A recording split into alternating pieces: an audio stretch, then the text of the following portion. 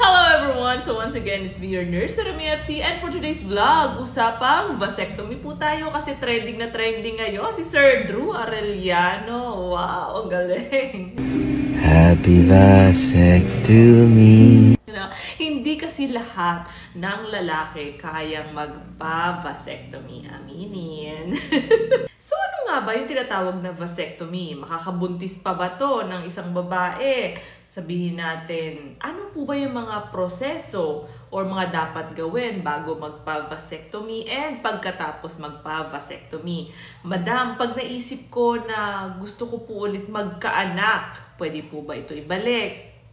So, sasagutin natin yan. So, samahan niyo na po ako and let's start. So, ang vasectomy po ay sinasabing male birth control method para sa mga kalalakihan at ito po ay safe and simple procedure para po hindi na makabuntis ang isang lalaki permanently. Yes, opo, pwede po yun. Pero kasi mga madam and sir ngayon, pwede na siya i-reverse. Bakit nga rin ba siya simple and safe procedure? Kasi po mga madam and sir, ginagawa lamang po ito ng mga surgeons sa kanilang mga clinic. At alam niyo po ba na within 10 minutes, tapos na po ang operasyon?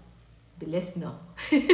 So, ano po ba yung ginagawa sa vasectomy? Pinuputol po yung tinatawag na vas deferens. Ito po kasi yung dinadaluyan ng inyong mga tamod papunta sa urethra, palabas ng inyong ari. So, ibig sabihin, kapag dumaloy po ito ng inyong tamod, palabas ng inyong ari, kayo po ay posibleng makabuntis. So, kung yun ay pinutol na, hindi na po kayo makakabuntis. Share ko lang, 1 linggo bago po kayo magpa-vasectomy, huwag po mag-take ng any of those meds na nakasulat, aspirin, blood thinners, or sabihin natin NSAIDs tulad ng Advil, unless sinabi po ng inyong doktor. Bakit po? Kasi po increase po ang bleeding po niyan. So aside from this, kailangan din po mag-shave, lalo na sa may parteng inyong scrotum o bayag. Kailangan din po may nakaprepare po kayong tight shorts or yung parang cycling after the procedure. Kailangan din po light meal lang, opo, before the procedure. So ito na yung pinaka-importanteng tanong, after the vasectomy,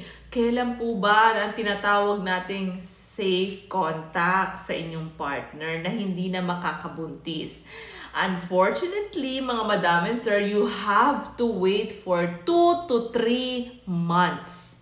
No? So, kailangan mo mag-wait ng 3 buwan bago ka po sabihin natin you are very sure na magkaroon na ng safe contact. Bakit po mga madam and sir? Kasi once the vas deferens is cut, so meron pa po kasi dyang mga semilya o tamod na natira doon sa inyong vas deferens, no? So, yung pong mga cases na gano'n, yun po ay may chance pa po kayong mabuntis or makabuntis ng isang babae.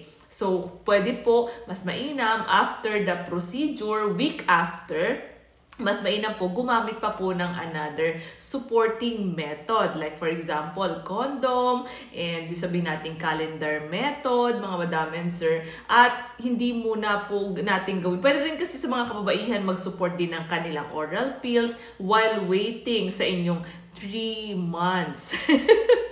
Isama ko na rin to mga madam and sir kasi usually ito yung mga frequently asked questions. Number 1, may malabas pa po ba kapag yan ay nag-ejaculate ang isang lalaki kapag tapos ng procedure? Yes, meron pa rin po kayong semilya na lalabas dyan pero wala na pong tamod na kasali after 3 months. Okay? So, yung within 3 months po kasi possible, meron pa po yun. Para hindi pa po kayo dun safe. Okay? Next question. Kapag po ba nagpa-vasectomy, hindi na po ba titigas? Hindi na po ba mag-orgasm?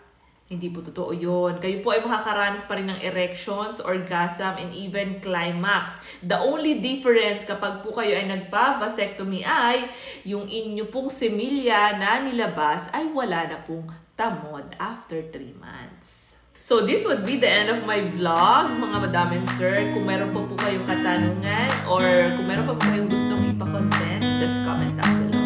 God bless!